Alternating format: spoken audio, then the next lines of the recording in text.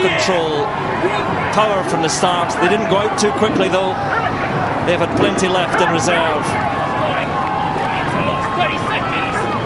Not one of the closest races, but one of the finest performances we have seen from any crew. They have kept Cambridge at bay. Interestingly, that Oxford have stayed quite wide around this last corner. On the left-hand side, they've taken the corner quite wide.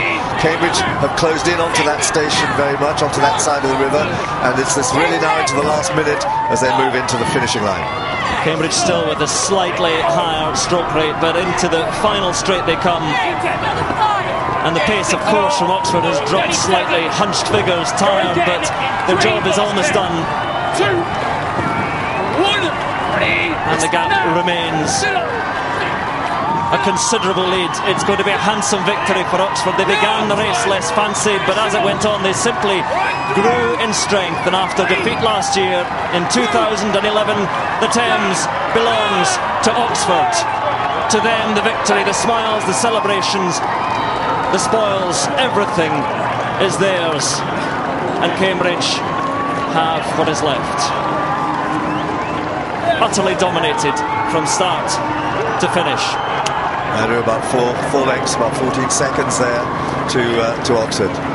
But it was a fine performance right from the start. There was some really mature rowing from much younger guys. 3 undergraduates there in the boat. Well, in the echoes beneath Chiswick Bridge they collapse, but it is a joyful collapse for Alec Dent, for Ben Myers, for Moritz Hafner. And the cries of celebration are the cruelest sound for Cambridge, because they were utterly outclassed today. Constantine Laludis raises his arm,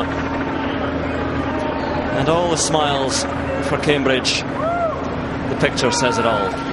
For Cambridge, a shock, because they did see themselves as favourites. They were very confident. They had 6 men back from last year's boat race and Goldie wins, victories from last year. But I think they underestimated how tough it was, that race that they had.